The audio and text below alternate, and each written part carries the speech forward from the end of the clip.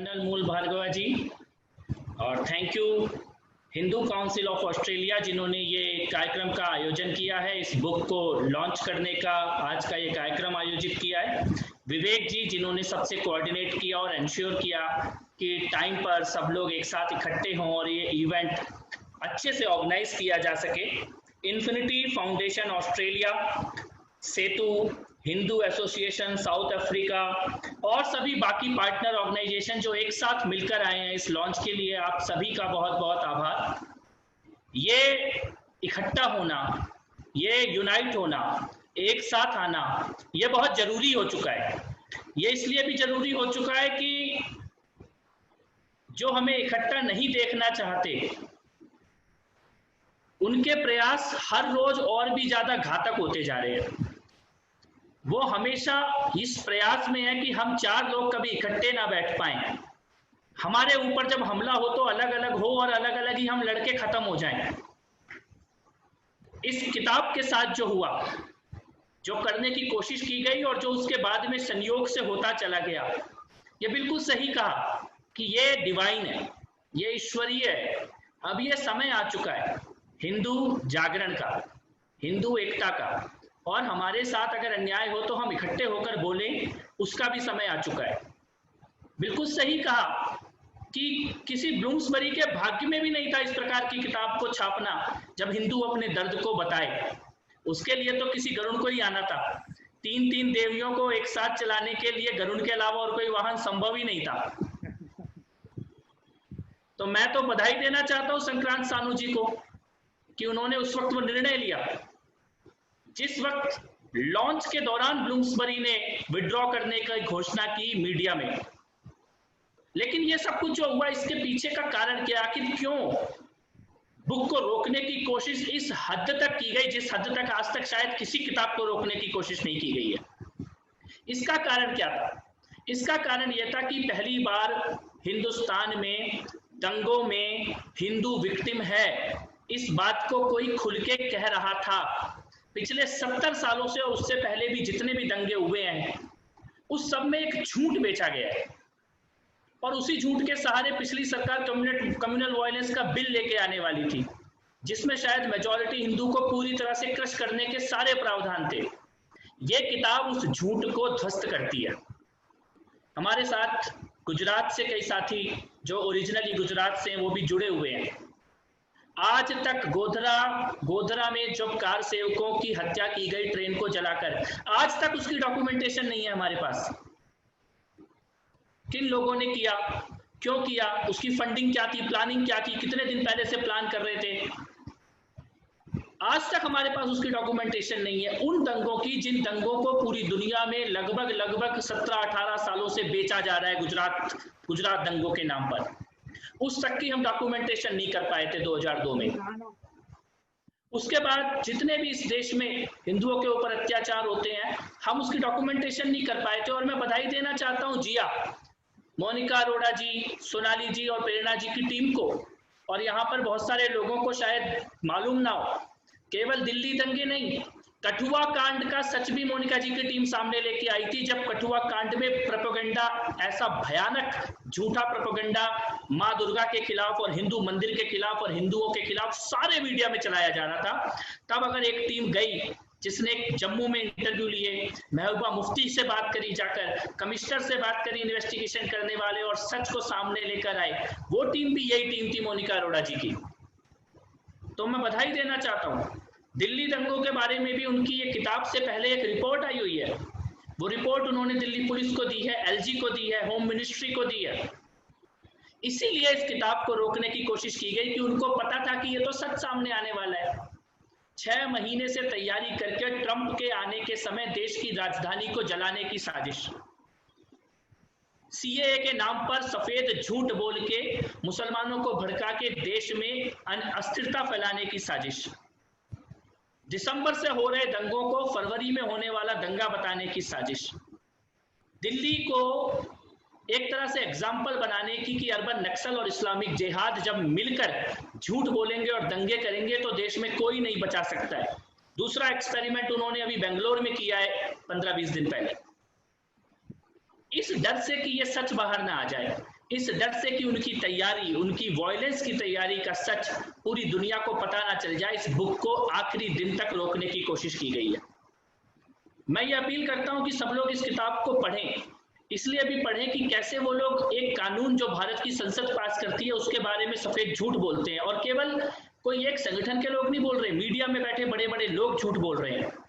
Washington post और New York times में झूठे आर्टिकल छापे जा रहे हैं, झूठी खबरें चलाई जा रही हैं।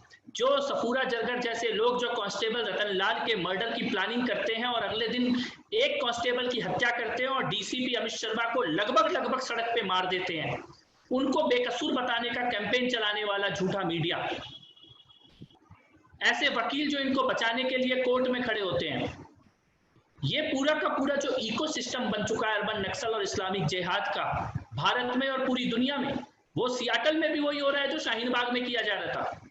सियाटल से भी अभी संक्रांत सानू जी जुड़े हुए हैं, exact replication of Shaheen Bagh वो वहां पे किया जा रहा है। ऑस्ट्रेलिया में भी अभी 4 दिन से कुछ खालिस्तानी लफंगे इस इवेंट को कैंसिल कराने की धमकी दे रहे थे, हाईजैक करने की धमकी दे रहे थे। मुझे ये लगता है कि उस इकोसिस्टम के खिलाफ जरूरी है कि हम सब इकट्ठे हो जाएं, और इसीलिए बहुत खुशी होती है ये देखकर जब इतनी सारी ऑर्गेनाइजेशंस, हिंदू ग्रुप्स वो इकट्ठे हो रहे हैं, अपनी प्रोफेशनल और पर्सनल लाइफ के बाहर जाकर एक कदम अपने धर्म के लिए, समाज के लिए और देश के लिए ये संकल्प लेकर इकट्ठे हो रहे हैं।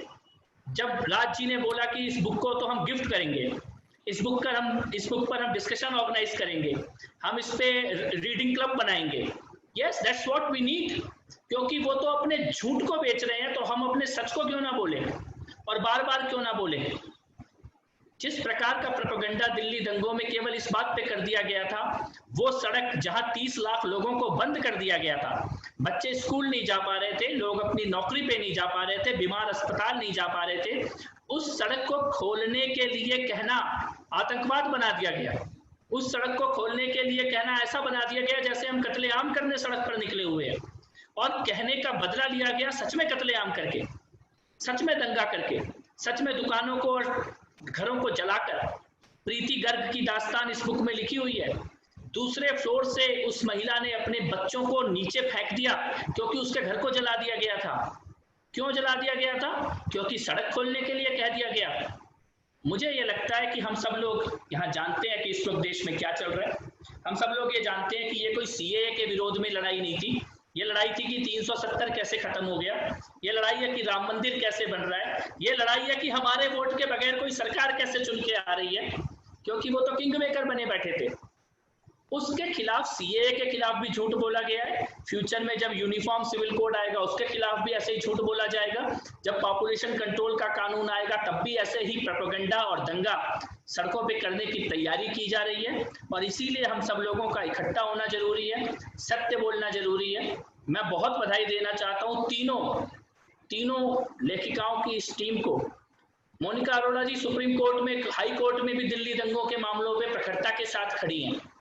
जब वो लोग झूठे केस हमारे खिलाफ लगाने की कोशिश करते हैं या अपराधियों को बचाने की कोशिश करते हैं, तो वहां पर अड़कर न्यायालय में भी खड़ी हैं और न्यायालय के बाहर भी खड़ी हैं। और ये पूरी टीम, ये लगभग 500 से ज्यादा महिलाओं की टीम है। दिल्ली यूनिवर्सिटी के लेक्चरर्स हैं, इसमें प्रोफेसर्स हैं, इसमें प्रोफेशनल महिलाएं हैं जो सत्य की लड़ाई को आगे लेकर जा रही हैं। और मुझे लगता है कि जब जब भारत में अधर्म हावी होता है तब देवी शक्तियां ही सामने आती हैं। उसका भी एक रूप ये जिया की ये टीम है।